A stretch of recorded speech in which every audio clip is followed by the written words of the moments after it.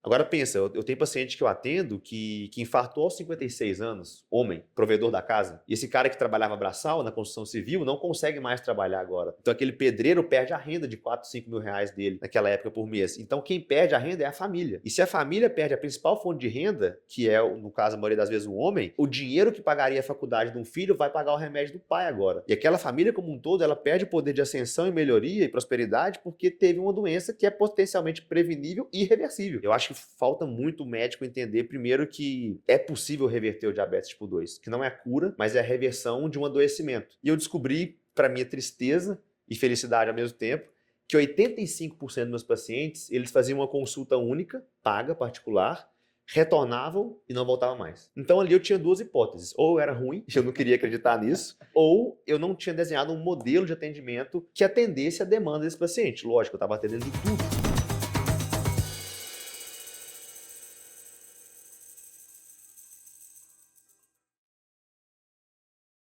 Vitão, qual a maior oportunidade para um médico que está trabalhando, que atende pacientes com diabetes, que ele não está vendo sobre o mercado e o que tá mudando em termos de oportunidades? Ó, para mim, Caio, é que o paciente está querendo um médico para chamar de seu de novo e ele está procurando muita informação na internet. Então, é um paciente que está muito mais educado sobre o seu problema de saúde hoje. Se o médico não entender que o paciente quer alguém para centralizar o cuidado e começar a tomar decisão compartilhada, e esse alguém, que é o paciente, ele está sabendo de assuntos que os pacientes há 10 anos não sabiam, ele vai se tornar um médico muitas vezes arrogante, que não deu muita atenção e que não resolveu o real problema do paciente. Ele acerta o diagnóstico, ele acerta o tratamento, mas ele encaminha sem ancorar o retorno e fica solto demais. E ele já está solto por outros 4, 5 médicos. O médico clínico de base generalista que assumir essa posição e fala, não, vem cá comigo, pode ser endócrino, cardio, geriatra, clínico, MFC, qualquer um deles, fala, não, trata comigo o seu diabetes e traz para mim todas as demandas que você está vivendo aí no seu dia a dia, de alimentação, exercício, suplemento, crença, fé e tudo mais, ele sai ganhando. Por quê?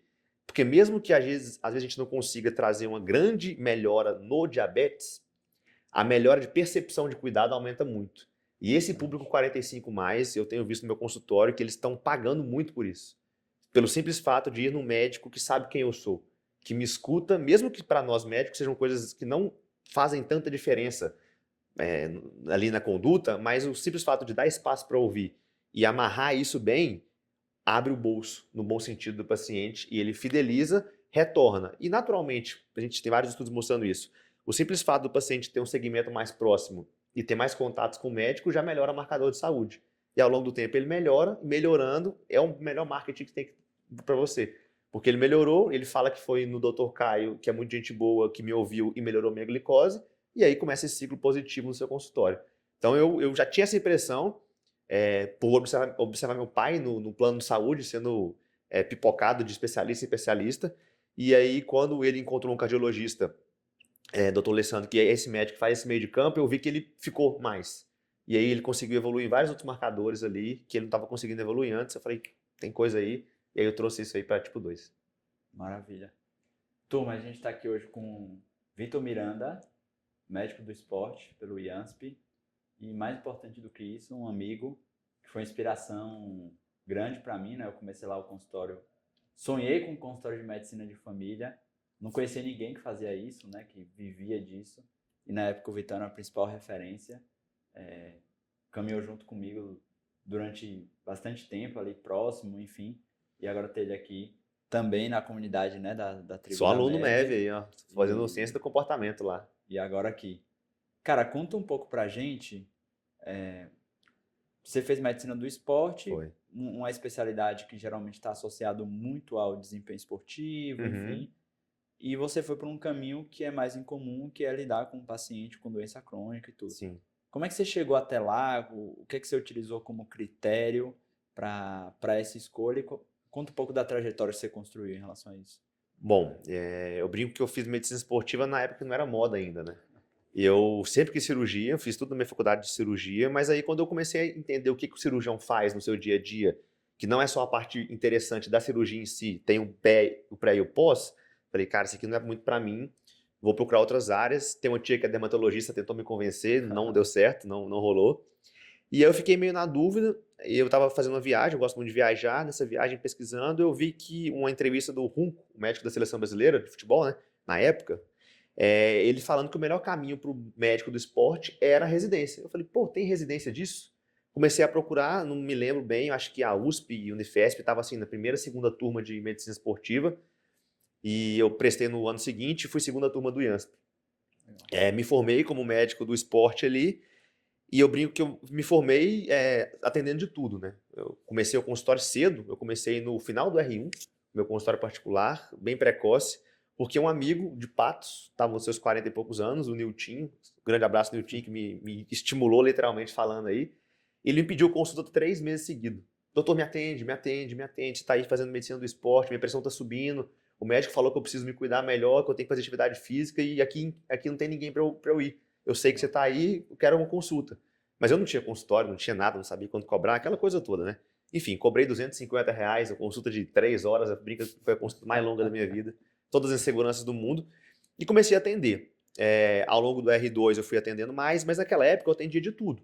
Até porque eu não tinha essa visão que eu tenho hoje em relação à doença crônica, pouca visão de negócio, de business e tudo. Junto com o consultório, eu também fui ali pro lado do marketing, né? Eu fui aprender outras habilidades.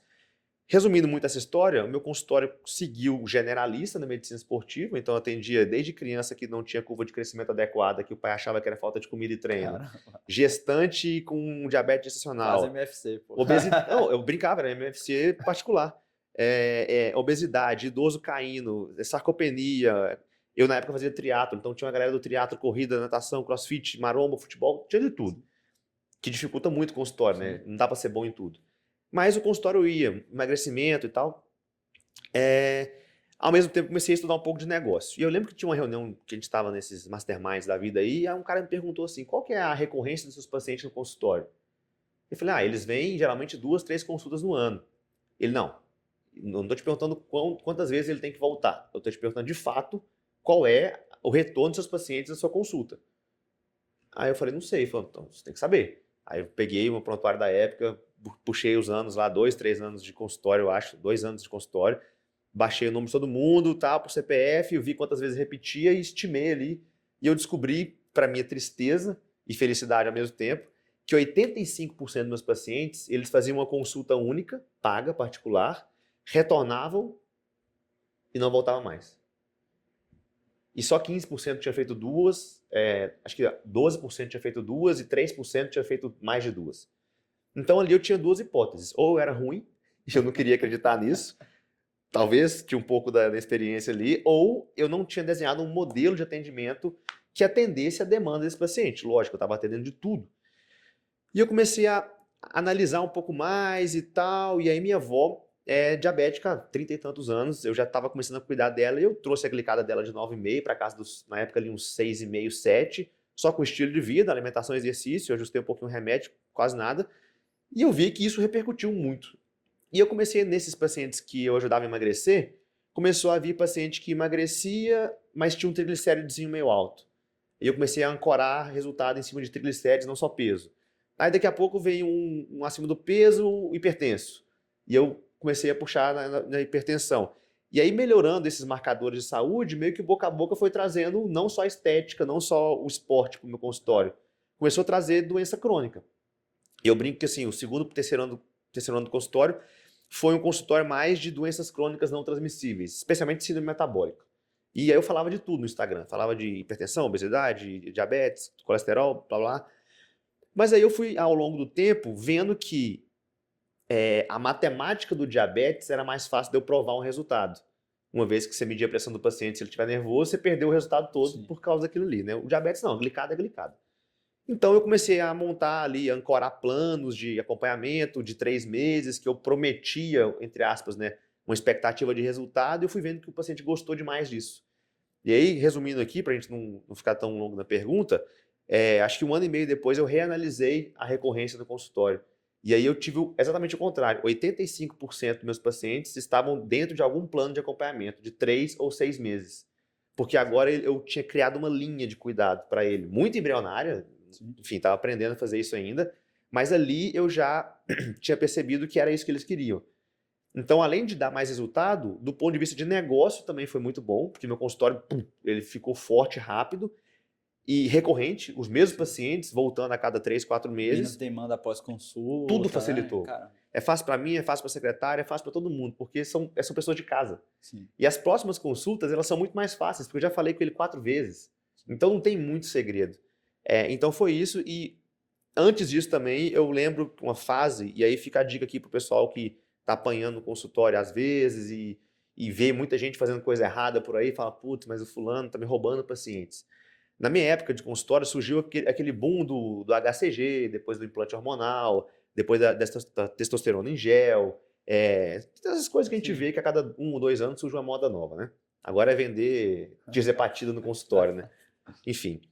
É, E aí, meu consultório, eu percebia que essa turma, mais jovem, mais estética, eu brincava assim: se aparecer um médico no Instagram mais badalado do que eu, vai todo mundo pra lá. Sim. E aí, essa turma ia. E aí, eu falava: nossa, não posso ficar na mão disso, entendeu? Porque não depende de mim, eu não vou me vender nisso. Mas o tiozinho, a vovozinha ficava no meu consultório, fiel ali, entendeu? E não só fiel, como trazendo familiar, trazendo outras pessoas. Eu falei: ah, aqui, ó. Aqui tem Perfil de negócio. consumo é diferente também, Mudou né? totalmente e depois eu fui avançando aí pro consultório, isso até 2020, assim, eu tava pisando bem no acelerador nesse consultório. E antes da gente chegar no seu projeto lá da casa, eu lembro que você teve um processo assim de aprofundamento, você fez fellow fora, Uhum. você entrou de cabeça nessa coisa da remissão do diabetes tipo 2, no momento ali que, vamos dizer assim, as evidências estavam começando a ficar bastante sólidas, né? Foi, Na possibilidade de remissão. O Roy Taylor começa lá em 2009, 10, 11, é, mas eu acho que a coisa vai ficar robusta mesmo mais pra frente, né? mas eu fui ler a primeira vez os artigos do Roy Taylor em 2019, 18 para 19, uma coisa assim. Antes eu lia muito mais Atkins, Dr. Eric Westman, o William Johnson, não lembro agora, da Universidade de Duke. E foi pra lá que eu fui, né? Eu literalmente entrei no Twitter e aí tinha um post do Eric Westman comentando um estudo. Eu falei, ó, tô aqui com o meu estágio optativo, quero ir para os Estados Unidos fazer um estágio com você, tem possibilidade? Aí ele falou, só não consigo te dar os créditos, né? Porque Sim. tem lá um processo. Eu falei, não, só me dá a porta aberta, eu tô indo. Ele falou, beleza, vai. E eu fui, e junto com isso eu tinha feito uma pós na área de nutrologia, tinha feito uma pós na área de medicina integrativa, quando integrativa era um nome bem quisto ainda entre os colegas, né? Ah, fui complementando assim. Então, minha ideia era, eu tenho a medicina esportiva como um degrau, lógico, depois de ter amadurecido a ideia, como uma formação que ela não afunila a minha área de atuação, ela abre uma porta gigante. Porque eu posso pegar a medicina esportiva, assim como eu posso pegar uma cardiologia, e ir para vários pontos. Sim. E eu resolvi ir para esse paciente doente crônico, depois eu fui para o metabólico, depois foi para o diabético e ficou indo no diabetes tipo 2, porque eu consegui pegar essas pecinhas do estilo de vida e compondo o quebra-cabeça. Eu foquei mais na parte de alimentação e falar mais disso porque dá mais impacto, influencia muito o peso. Por isso que eu fui para a Universidade de Duke, fiquei lá acho que 21 dias, numa clínica de... O médico, né, o Dr. Eric Westman, ele só prescreve dieta cetogênica para os pacientes. Então, assim, é legal porque ele é cetogênico para todo mundo, que não precisa ser assim. Sim. Mas é muito legal você ir, e eu ficava conversando com os pacientes nos bastidores ali, que já está indo há 3, 4 anos, e pegando os insights, né? E assim, era paciente que usava 80 unidades de insulina e estava off de insulina já há 5 anos. E eu nunca tinha visto isso, né? E eu vi aquilo lá e falei, cara, tem a possibilidade. Sim. Isso dá para fazer. Não precisa talvez ser pela cetogênica e tal, mas tem como. Então eu voltei com a cabeça aberta e voltei para o Brasil para tentar encaixar isso. Nas leituras e estudos, encontrei ali os estudos do Roy Taylor, que sedimentou tudo que antes eu tinha a impressão de como é que funcionava. Porque o que eu via? A gente ouvia falar da remissão do diabetes pós-bariátrica, que está muito bem documentado. Mas por quê?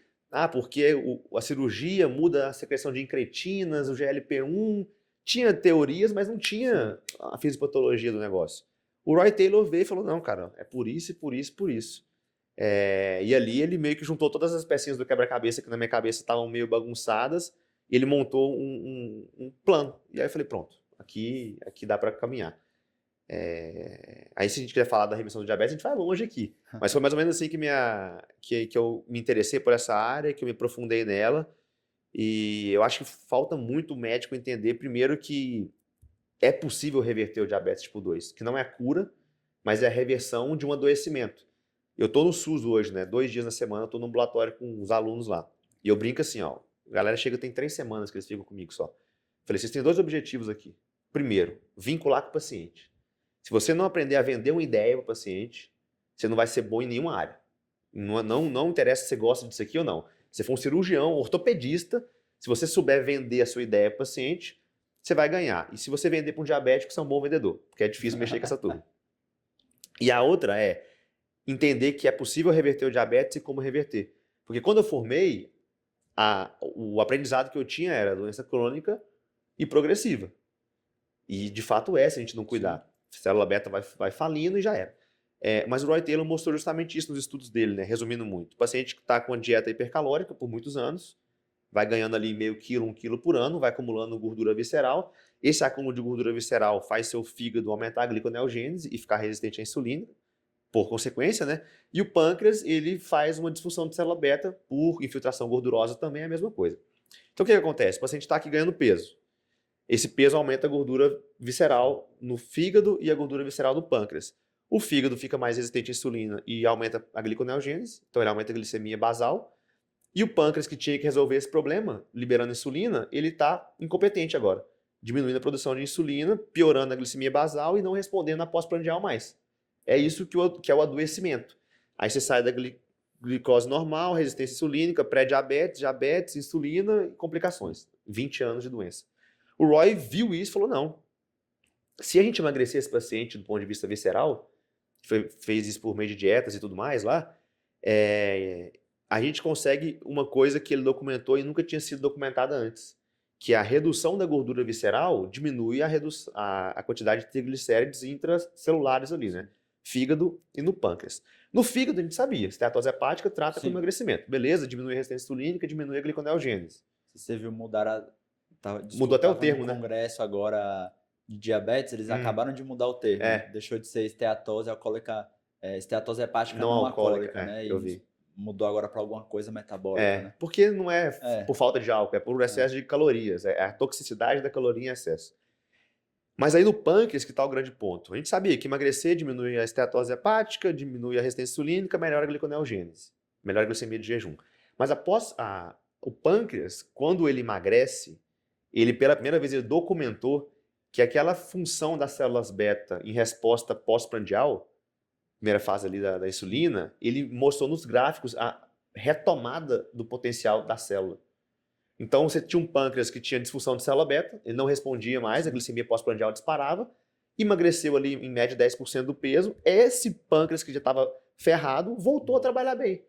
Tão bem que controlou a glicose sem remédio, mantendo a glicada abaixo de 6,5 nos pacientes dele. Aí ele falou, bom, então documentei que essa célula beta, que estava morta, talvez está adormecida, talvez está inflamada. Eles estão discutindo agora o que aconteceu com essa célula. Não me interessa muito, não. O que me interessa é que ela voltou a funcionar. E aí eu peguei esse conhecimento e trouxe para o consultório agora, na tipo 2, para trazer essa mensagem tanto para os pacientes quanto para os médicos. Porque eu brinco assim, se nem um médico acredita que é possível frear essa doença, como que eu vou insistir com o paciente? Como que eu vou, gastar aqueles 5 minutinhos a mais com a orientação, porque não vai melhorar, por que eu vou gastar esse tempo? Então toma aqui sua gliclazida, toma aqui sua insulina e volta aqui 6 meses. Não, hoje, cara, se você gastar tempo com esse paciente, e eu vejo isso todo dia no consultório, você consegue pegar a glicada de 9,5 e trazer para 6, com 1, 2 medicações. E imagina a curva de benefício que esse paciente vai ter ao longo da vida, não só ele, a família e tudo mais. Então esses são os 2 objetivos lá no consultório, vincular e aprender que é possível reverter o diabetes. Eu acabei de fazer isso com você também, tem como reverter. Dá uma estudadinha no Roy Taylor aí que você vai ver que dá bom. Boa. Cara, antes da gente chegar no seu projeto atual, né, que é tipo 2, acho que teve um salto importante, queria ouvir um pouco disso, até porque talvez seja uma ideia que muitos aqui que ouviram falam, pô, também já sei uma coisa que passou na minha cabeça, que você constrói a casa. Sim. Né? Legal. Que talvez vamos dizer assim, foi a base para agora Foi. você estar com a tipo 2. Conta um pouquinho como é que, o que que foi a casa, ou é, né, que ainda É, tá tá lá lá, tá lá. rodando, e como é que foi esse salto do consultório individual para o projeto da casa, né? Eu inaugurei a casa num momento muito bom, em fevereiro de 22, de 20. Primeiro falar o que é a casa, né, que o pessoal tá aqui, É casa, Centro de casa, Atenção à casa. Saúde, casa, que é a clínica, né, que vai atender o paciente ali na saúde como um todo, especialmente o paciente metabólico diabético. Eu inaugurei ela em fevereiro de 2020. E aí, 15 dias depois, pandemia, falei, não, vai dar só 15 dias aqui, a gente vai voltar. Enfim, 2 anos para deixar a clínica no verde de novo, porque o paciente é diabético, idoso, Sim. sumiram todos, né? Ninguém queria sair para casa, ainda mais para uma academia. Mas qual que era o plano da casa e como é que ela surgiu? Eu comecei atendendo uma sala alugada da minha prima, que eu pagava percentual do que eu ganhava. Não pagava para ela nada, porque eu não ganhava nada, né?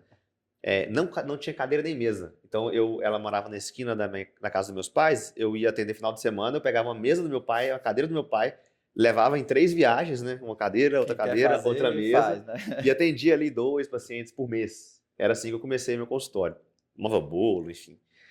Saí de lá e depois eu aluguei a sala de um dentista.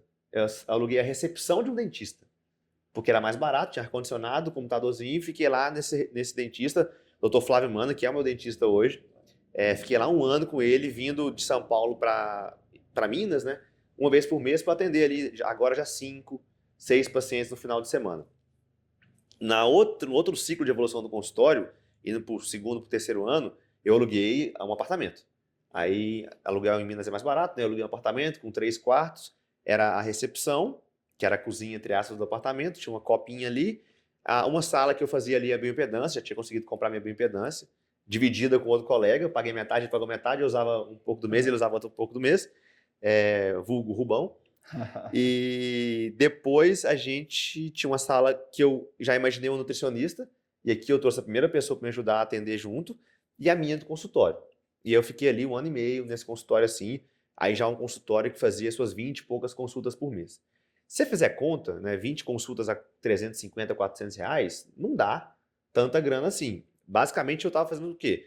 Terminando a minha residência em São Paulo, fazendo plantão pra caramba no SUS e redes aqui de São Paulo. Esse dinheiro me bancava e o consultório eu reinvestia tudo que ele ganhava nele. Foi assim desde o primeiro ano até o último ano. Quando chegou o momento, eu estava terminando a residência, eu falei, bom, agora eu posso dar um passo maior, porque eu vou ter a semana inteira, um mês inteiro para trabalhar, e não somente o final de semana. E aí fez sentido eu montar uma academia para os pacientes na minha cabeça, porque eu tinha muita dificuldade de encaminhar esse paciente mais idoso para algum lugar para ele treinar. Porque lá no interior de Minas não tinha um lugar Sim. especializado. Os mais especializados eram os pilates, mas que eu acho que não chega onde a gente quer chegar no treino Sim. resistido. Tem todos os prós do pilates, mas não Sim. chegava onde queria. Eu falei, bom, vou dar esse Tem passo. uma oportunidade aqui também, né? Aí achei um galpão, que era uma igreja, era a igreja videira na época lá. Ela se mudou, depois foi uma oficina. Aí eu falei, cara, esse galpão aqui me cabe. Fiz alvenaria, construí ali os consultórios. Então, gastei ali uns R$ 100 mil. Esse foi meu. E fui montar a academia, comprando os aparelhos, para conseguir entregar essa jornada do paciente toda dentro de casa. Então, eu já tinha a medicina, no meu caso, já tinha a nutrição, que já estava bem arrumadinha comigo. Tinha o psicólogo, que não eram todos, mas dava apoio, esse era Para alguns parceiro, pacientes. mas ajudava muito. E eu falei, agora o próximo passo é a academia. Aí eu fiz um financiamento ali para bancar essa academia, porque a grana não deu. E aí veio a pandemia logo na sequência, foi uma porrada grande. Mas a ideia é essa da casa, é um centro de atenção à saúde, para o paciente conseguir ficar ali dentro fazendo tudo que ele precisa. Você pegou a filosofia ali da construção da linha de cuidado, você construiu o Uhum. serviço com os recursos que o paciente precisa para ter resultado, né? Exato. Que eu via que isso, eu tinha um conceito antes que era assim, se eu tiver uma nutrição aqui, uma academia aqui, o paciente vai achar que eu estou forçando. Ele vai achar que eu estou indicando só porque é meu, porque eu estou querendo ganhar mais em cima dele. Tinha isso, né? Porque às vezes a gente vê isso em outros Sim. mercados e fica meio assim. Quando eu comecei a fazer, eu recebi, nossa, adorei passar na consulta com o senhor, já passar com o nutricionista e em 1 hora e meia resolver tudo isso. E vocês dois falam a mesma coisa. Então eu vi que eu estava entregando tempo, eu vi que eu estava entregando confiança e muito mais eu estava entregando resultado. E por um preço que minha nutricionista que atendia comigo, assim, a consulta dela não era 5 vezes mais cara, porque era, nossa, era Sim. preço de mercado. Se ele fizesse uma pesquisa, ele ia encontrar várias com o mesmo preço, entendeu? Até mais caro. Então eu vi que falei, não, cara, cabe, faz sentido, é bom para mim, é bom para quem tá comigo, é bom pro paciente, é bom pro sistema, vou investir nisso. E foi assim que eu fui desenhando aos pouquinhos, sabe?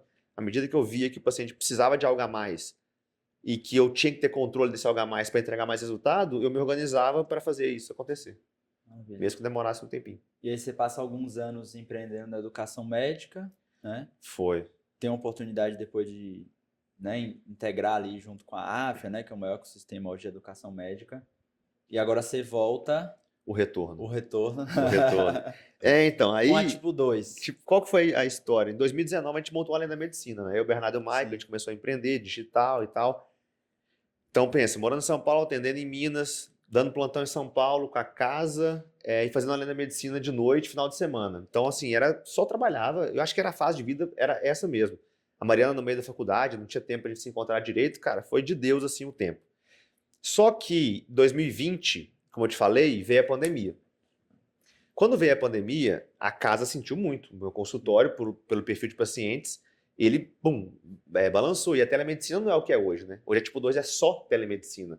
Lá eu não podia fazer. Demorou até que liberou. E quando liberou, você não sabia direito como é que fazia. E o paciente não era digitalizado. Sim. O idoso não sabia ligar um Meet, entendeu? Então, a casa sentiu muito. Eu estava com a dívida da academia, 180 e tantos mil para pagar. E o meu financiador era cruel, assim, entendeu? Meu sogro. Então eu não podia não dever meu sogro, né? Não podia não pagar meu sogro, né? Tô brincando. Mas ele me emprestou super de boa, o jurozinho ali e tal.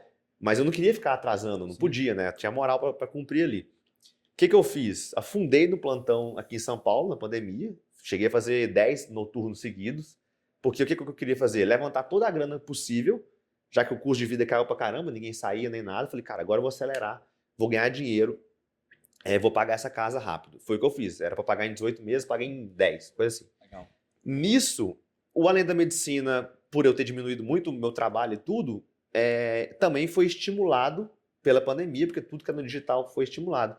E a empresa começou a crescer muito, muito, e muito mesmo, assim, de um jeito que a gente nunca imaginava, e cada vez mais exigindo da gente ali. E aí foi o momento onde eu vi o meu consultório não adiantando muito fazer força, eu pagando minhas contas com o plantão e um espaço aqui de tempo e criatividade para o Além da Medicina. Eu, Bernardo e o Michael, a gente afundou aqui com tudo, o pé no acelerador nessa empresa. Ela cresceu bastante e chamou atenção, né, da AFE ali no final de 2021. Foi muito tenso, eu já não consigo Enfim, contar foi os por anos. ali. E a gente acabou entrando pro grupo, a gente vendeu a empresa, ficou 3 anos entregando, né, as metas ali.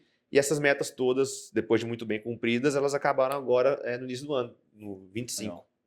Continuo parte do tempo ali, mas assim, minha dedicação total virou para tipo 2. Porque quando eu já estava vendo que meu tempo ali estava terminando, enfim, a gente vive ciclos, né? Eu vi que esse ciclo estava se encerrando, eu falei, o que eu vou fazer agora?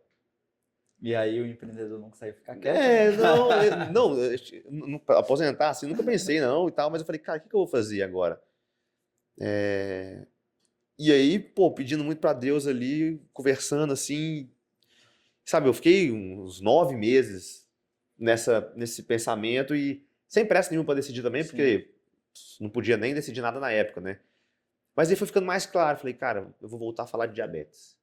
Porque eu tive um canal de diabetes antes de tudo isso, junto com essa casa lá atrás, eu fui parceiro de um canal no YouTube onde eu era só um médico especialista. Eu não sabia nada de mercado, de business, né? Sim. Eu só era o doutor. E esse YouTube explodiu. Foi para 700 mil inscritos e tal. E eu fiquei com essa pulguinha atrás da orelha. Falei, cara, tem audiência, é um conteúdo legal e tal. Eu gosto de fazer, eu gosto de ver a mudança na vida da pessoa, da família. Eu vou voltar a fazer diabetes. Tava 3 anos sem atender, porque eu parei de atender em 2022, quando... foi isso, 22 a gente vendeu, e aí eu ia estar de cabeça na empresa full time, foi 22. Foi bem naquele... Fevereiro de Um 22. pouquinho depois ali, quando eu... Lembrei aqui agora. Entrei de cabeça na empresa em 22, que é 22, 23, 24 e 25 inicinho. Nisso eu parei de atender, porque o Além da Medicina, sei lá, chegou a ter 100 pessoas no time. Eu com consultório, eu lembro de um dia muito marcante, assim, eu estava atendendo, o paciente me contando a história dele, eu com o WhatsApp aberto e pegando fogo na empresa, assim, o WhatsApp da empresa. E aí, tal, e o paciente falando comigo e eu lendo mensagem da empresa e eu respondendo o paciente, respondendo a empresa aqui, fingindo que estava escrevendo prontuário. Entendeu? Que ele não conseguia ver, né? Sim. Naquele dia eu falei, tô fazendo merda. Sim. Se eu não reequilibrar isso aqui, eu vou acabar com a coisa mais importante que eu tenho, que é meu nome. Aí, terapia, para entender os movimentos. 8, 9 meses depois, eu decidi não atender mais consultório. Fiquei 3 anos sem atender e aí eu resolvi voltar a atender, mas com medo de conduta, de paciente, rotina de consultório. E eu gosto muito de tomar decisões, né? Eu falei, cara, então eu vou voltar a atender? O que eu fiz? Peguei um SUS, paciente diabético, junto com a faculdade, que me obrigou a estudar pra caramba, porque tem aluno, tenho o compromisso de começar, não podia enrolar mais, e com o público que eu queria fazer, entendeu? Junto com isso, eu comecei a produzir conteúdo e daqui a pouco eu começo a atender online, e aí nasceu a Tipo 2. Explica um pouco pra gente qual é a tese de negócio por trás da Tipo 2. Ó, eu brinco que existe um triângulo amoroso na medicina, que é o paciente, as operadoras / sistema de saúde. Não, as operadoras e o sistema de saúde, né? Então, o sistema de saúde aqui pode ser o SUS, no caso. Desculpa, eu falei errado. É o paciente, o profissional, a operadora ou o sistema de saúde. Tem um triângulo amoroso. O ideal é que os três se deem muito bem. Só que hoje, se você perguntar para o paciente, ele está insatisfeito com o sistema de saúde, com o que ele recebe. Se você pergunta para a operadora, parece que não está dando muito lucro. E eles têm que se readaptar, como negócios grandes eles conseguem se readaptar para manter o lucro, mas para manter o lucro eles apertam o paciente, o profissional e o sistema de saúde vai entrando numa armadilha que não se sustenta mais. Sinistralidade aumentando, aquela coisa toda, o médico insatisfeito de atender nesse sistema, ele cada vez mais pressionado por meta e produtividade, e o paciente pagando por um negócio que ele não está satisfeito com o que recebe. Então, não está legal. Está tendo uma DR ali. E eu falei, tem como equilibrar isso? Como que a gente equilibra? Deixando o sistema positivo, e aí operador ou sistema de saúde positivo com métricas e tudo mais, deixando o profissional realizado, que eu acho que a gente faz medicina, tem a questão financeira, mas no fundo, cara, você está realizado, você está em paz. Sim. O dinheiro você vê depois. E o paciente bem atendido. Como que você faz isso agora, né? Ajudando cada um dos três nos seus pontos aqui. O paciente ele quer ser cuidado. Ele quer ter percepção de cuidado e ter bons resultados. No modelo atual, na pressa e correria, é muito difícil. Você dá um bom diagnóstico, você dá um bom remédio, mas ele não tem a percepção de cuidado. Então ele tem a impressão ruim. O profissional está esgotado. A gente que já tem muito plantão e tudo mais, sabe que estão torcendo o pescoço ali do médico para arrancar mais resultado e isso não está dando certo. Basta a gente, enfim, perguntar 2, 3 médicos aí que estão em convênio, SUS e tudo mais. E a operadora de saúde, ela precisa de melhores números, que vão deixar ela mais sustentável e diminuir a sinistralidade e tudo mais. A Tipo 2 nasceu para reequilibrar esse tripé. E aí eu acredito que o médico é o agente de transformação desse ambiente, só que a gente precisa abrir um pouco mais a nossa cabeça para conseguir atuar de maneira diferente, junto com tecnologia e junto com informação / rede social, que são coisas que não dá para ignorar que existem hoje. E a gente trabalha muitas vezes ignorando que isso existe, tecnologia e rede social. Então a Tipo 2 ela nasce, hoje o braço mais forte é de audiência, criação de conteúdo digital para paciente diabético Tipo 2, que estão o dia inteiro na internet perguntando qual o melhor alimento para baixar a glicose, se pode tomar chá de melão do São Caetano, se diabetes vem do verme, do pâncreas. Isso é inegável. Meu pai, seu pai, todo mundo está com o Zap ali na mão, lendo e ouvindo vídeo o dia todo. Então, nós estamos lá. A minha missão é, cara, pensou em diabetes tipo 2 no Brasil, o canal da diabetes da tipo 2 é o canal. Nós vamos ganhar de todo mundo aí nesse negócio de audiência. É a minha briga forte. Pisei no acelerador aqui. Deu muito bom. TikTok com mais de 300 mil seguidores, YouTube nasceu agora, tem mais de 20 mil, milhões de visualizações por mês e tudo mais. Lembrando que isso tudo tem 4 meses, né? Beleza, então peguei a audiência. Da audiência, eu estou trazendo agora produtos e serviços. Comecei a criar aqui vários infoprodutos para financiar o crescimento da empresa.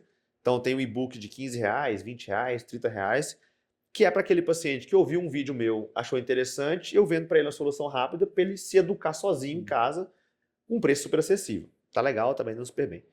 E criei a camada de serviço, que é pegar esse paciente do TikTok, literalmente, e trazer ele para uma consulta médica particular, que hoje nós estamos cobrando R$ 300.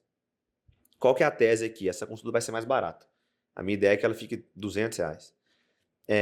Mas é uma consulta de 45 minutos, super bem organizada, onde a gente vai daqui a pouco, quando a gente soltar as novidades aí, deixar ela muito organizada do ponto de vista de eficiência. É uma consulta rápida, porém sem pressa.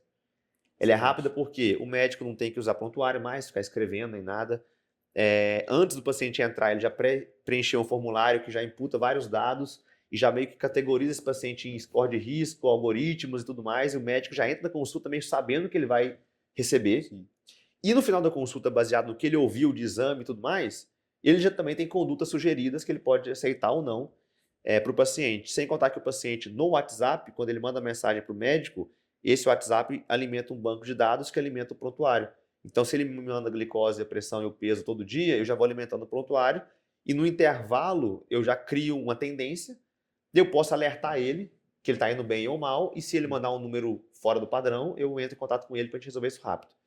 Sensação de cuidado 1000 do paciente. Paciente feliz, paciente fidelizado. O médico, a tese da tipo 2 é que a consulta vai ser barata. Só que grande parte desse valor fica com o médico. Porque eu quero que ele atenda melhor do que ele está recebendo por um convênio hoje e ganhe mais que um plantão. Para ele poder literalmente estar ali presente e não querer fazer muitas coisas, fazer 5 pacientes por hora. O foco é 2. Se for retorno, talvez 3 numa hora. E ele vai ganhar um fixo mais um variável de produtividade. Só que a produtividade não por atendimento, é por resultado. De acordo com marcadores do paciente que a gente estipular, e ele recebe mais, um bônus trimestral ali por performance, podendo chegar ali a 20% de bônus. E o sistema de saúde, onde ele ganha, a operadora onde ela ganha. Eu estou cuidando do paciente que muitas vezes ou é do SUS, ou é da operadora, ou é da empresa, né, que tem planos próprios. Eu estou fazendo o que muitas vezes eles não estão conseguindo fazer, que é pegar um paciente diabético e trazer ele, a sinistralidade dele, né? reduzindo o custo, entendeu? Essa é a tese. E aí a gente vai criar um modelo de assinatura para esse paciente, para ele fidelizar com a gente, ele assina a tipo 2 anualmente e tem acesso a produtos, serviços, educação e comunidade. Esse é o grande trunfo que a gente quer criar, núcleos regionais e tudo mais, enfim. O sonho vai longe aqui.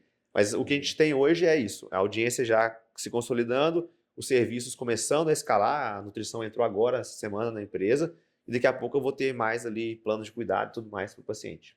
Que massa, cara. Eu entendo, assim, talvez resumindo aqui do ponto de vista de indicadores, né, de mercado, a gente tem 10% da população brasileira com diabetes, 10%? 90% é tipo 2 e 10 é tipo 1. De um Brasil, vamos dizer assim, pobre, né, no sentido de grande parte desse público é um público E tem C, fator de D, risco com classe social. e que não tem esse acesso, né? Não. Ele não chega. Ele até tem um diagnóstico, o pessoal do postinho tá dando isso. diagnóstico, dá o Sim. remédio, mas ele não tem esse tratamento específico que fornece a ele a possibilidade, talvez, de ter uma remissão ou de reduzir bastante medicação, uma série de coisas. Exato. Né? Informar o paciente. E aí a gente entra num modelo, vamos dizer assim, de posicionamento de mercado de custo-benefício, né? Ou seja, cara, é opção com preço justo, acessível para essa camada da população e que gera muito valor dentro do tempo ali que se promete e entrega o resultado. Né? Até um ponto, te cortando, eu tava levantando alguns depoimentos aqui, porque eu acho legal e isso me motiva pra caramba. Fiz uma live essa semana, faço live todo dia, 7h30 da manhã no TikTok, pra quem quiser ir, ó. Tô eu lá com meus pacientes. E bate 1000 pessoas numa live dessa. Que massa, cara. E assim, os nomes que você vê é bem legal, é Lucélia, Maria Lima, Aparecida, só essa turma mesmo, sabe? Agenor, enfim. E eu falei, pessoal, vocês estão me seguindo há mais tempo aqui, me conta se já conseguiram algum resultado só com os vídeos que eu posto aqui. É legal fazer essa pesquisa orgânica ali, né? Olha só, vou ler acho que 5 ou 6 números aqui, ó. Minha glicose de jejum estava mais de 300, hoje está em 135. A gente sabe como médico o impacto disso na vida do paciente. E só educação. Só educação, eu não sei nem quem é, entendeu? Doutor, minha glicada estava 9,9, caiu para 5,7. Te acompanho aqui. 9,9 para 5,7. Demais. Saímos, né? Aqui é a mulher e o marido, de 288 para 107. Aqui estava sempre acima de 300, agora 134 hoje. Que mais? Doutor Vitor, saí de 380 de manhã com seus vídeos, melhorei minha alimentação 120. Às vezes o português não fica tão legal, né? Glicose 350 para 113 hoje, vendo seus vídeos. Glicada de 10 para 6. Massa, cara. Ou seja, isso aqui é com informação, entendeu? E a informação. E é o que o Brasil E precisa, é o né, que o Brasil cara? precisa, cara. É exatamente o que eu falo. E eu fico pensando assim: imagina a cadeia de benefício que você cria a partir do momento que você, primeiro, consegue construir audiência, reputação e autoridade. As pessoas confiam no que eu estou falando. Isso tem uma responsabilidade muito grande. Quando elas confiam, eu consigo vender uma ideia para elas de mudar um hábito, de mudar um estilo de vida, MEV. Sim. E aí elas escolhem um hábito para mudar. Eu não tento fazer ele um atleta de Olimpíada, não. Entendeu? Eu explico ali, e aí aquele senhor, aquela senhora que está ali no TikTok, no YouTube, enfim, procurando informação, não tem acesso, aguardando a consulta com o oftalmo no SUS e o retorno no postinho daqui 2 meses e meio, ele me escuta e toma uma atitude em casa, sem custo, sozinho, segura, que reduz a glicada dele em 150 miligramas por decilitro de manhã. Cara, isso pra mim, só isso aí já tem valuation. O valuation é esse aí, entendeu? É as pessoas que vão criando. Isso vai criando uma base de embaixador, uma base de pessoas que se identificam com a marca de maneira genuína, muito legal, entendeu? E aí, em cima disso, a gente constrói o que a gente quiser. Eu acho que tem um termo que ficou popular enfim, na área de negócio, né, que é capitalismo social, acho que é isso que eles utilizam, né, que é, cara, você pode ter uma empresa extremamente lucrativa, né, do ponto de vista de empresa ali com todos os indicadores, cara, e você gerar uma mudança muito significativa, grande, né, na exato. sociedade, né, a gente tem É. muita essa visão que pra você crescer você tem que estar tirando de outro lugar, né, uma coisa que Não não é, tem nada a ver. não é que para um ganhar o outro tem que perder, entendeu? Você produz, né, você cria Exato, valor, né, que nem exato. você planta a semente que Exato. não tem valor e vira fruto, né. Onde pinga, respinga, né? É. Então, assim, o que a gente está fazendo? A Tipo 2 não é uma ONG. Ela é uma Sim. empresa, tem que gerar lucro e tem todos os seus objetivos. Mas dá para fazer isso aproveitando esses espaços que a gente tem hoje no nosso Brasil, nosso sistema de saúde e tantos outros desafios que a gente enfrenta, gerando valor, e esse valor por si só, para eles retorna em saúde, para nós retorna em dinheiro e tudo mais. E a gente continua reinvestindo, enfim, eu tô cheio de ideias aí para colocar esse projeto para voar mesmo. Mas eu acho que o mais legal, assim, no final do dia que eu olho, e eu acho que a gente escolheu ser médico, no fundo tem isso, entendeu? Sim. Se alguém escolheu sem isso, eu acho que escolheu errado. Cara, você vê um depoimento desse aqui, eu ganhei meu dia. Porque eu não sei quem é o paciente, mas eu sei que a minha avó, voltando lá, que eu não contei, com a glicada alta dela, ela ficou cega. E, pô, minha avó, eu sou fã dela, número 1, é uma pessoa mais bonitinha do mundo, assim. E, cara, vida dura. Na roça a vida inteira junto com meu avô, colheram café, tiveram açougue. Minha avó trabalhou muito. Chega nos seus 75 anos ali, entre aspas, na hora de curtir um pouco mais, você fica cega. Cara, ela morava sozinha já, meu avô tinha falecido, infelizmente. Um dia ela acordou e de cara na parede. E o que acontece? Vamos pensar na dinâmica familiar. Ela vai morar sozinha? Não vai. Então você vai ter que tirar um idoso da casa dela há 20 anos, trazer para outra casa, no caso dos meus pais e da minha tia, elas ficam revezando, que vai mudar a dinâmica da família, vai trazer custos, mudança de rotina, talvez alguém vai ter que deixar de Estresse do trabalhar, cuidador. vai ter que deixar de trabalhar para cuidar, estresse do cuidador e tudo mais. Sorte que a gente conseguia ali financeiramente organizar muito bem isso, então não teve grandes impactos. E não precisava ser assim. Agora pensa, eu tenho paciente que eu atendo que infartou aos 56 anos, homem, provedor da casa. E esse cara que trabalhava braçal na construção civil não consegue mais trabalhar agora. Então aquele pedreiro perde a renda de 4, 5 mil reais dele naquela época por mês. Então quem perde a renda é a família. E se a família perde a principal fonte de renda, que é, no caso, a maioria das vezes o homem, o dinheiro que pagaria a faculdade de um filho vai pagar o remédio do pai agora. E aquela família como um todo, ela perde o poder de ascensão e melhoria e prosperidade porque teve uma doença que é potencialmente prevenível e irreversível. Então, eu sempre gosto de expandir o meu racional para, tipo assim, tudo bem, eu baixei minha glicose de 300 para 150, mas eu não consigo medir o impacto que isso vai trazer, entendeu? E eu confio nisso, eu confio nessa lei universal aí de plantar essas coisas, e isso vai retornando. E eu já vejo isso, assim, o pessoal que acompanha, eles têm uma gratidão já com a marca, comigo, e que eu quero expandir isso. E o critério para entrar na Tipo 2 e trabalhar tem que ter essa pegada, entendeu? Se você for aquele médico meio chatão ali, que não dá muito espaço para o paciente, não tá afim de trocar ideia, enfim, tem outros lugares legais aí para você trabalhar, mas aqui não vai ser, porque a gente tem o paciente no centro, assim. Acho que a materialização da tipo 2 vai ser daqui a alguns anos a gente conseguir impactar marcador de saúde pública nacional. Uma curva de tendência de glicada média, a gente vê que ela platou ou desceu, entendeu? Massa. Eu estou nesse foco, não sei se a gente vai conseguir medir isso, mas com AI hoje, com inteligência artificial e esses bancos de dados, te garanto que eu consigo em um ano te mostrar que, em média, quem está com a gente tem uma glicada X% melhor ou melhor do que quando entrou. Isso aí já, para mim, já vai ser suficiente para extrapolar esses benefícios que eu acabei de citar aqui. Você já parou para calcular qual o impacto que a falta de ferramentas e habilidades específicas de medicina do estilo de vida tem hoje no seu atendimento e na saúde do seu consultório, da sua clínica? Então, eu tenho uma oportunidade para você. Nesse momento, a gente está com as inscrições abertas para você poder se candidatar a participar da próxima turma das nossas formações de MEV. Aqui na descrição desse podcast você vai ter um link e nesse link você vai poder colocar suas informações e a nossa equipe vai poder avaliar se realmente é o momento adequado para você, se a nossa formação realmente vai poder agregar valor para você. Você vai ter uma consultoria gratuita ali da nossa equipe e, fazendo sentido, tendo esse alinhamento, vai ser um prazer ter você junto com a gente e poder ver o avanço da sua carreira de pessoas sérias, de pessoas éticas que estão comprometidas a entregar o melhor para os seus pacientes. Acho que fica uma baita inspiração aí para todo mundo, né? Às vezes a gente tá, cara, com medo de, iniciar ali os atendimentos, cara, e é bom ver essas histórias que mostram que dá para ir muito além, né? Ou ao contrário, às vezes a gente tá bem já no consultório, ganhando dinheiro e tal, cara, mas poderia fazer mais, né? Poderia impactar mais, poderia trazer outros médicos, capacitar as pessoas, impactar mais gente. Então acho que fica essa inspiração e eu queria registrar aqui também minha gratidão e minha inspiração aí nessa história.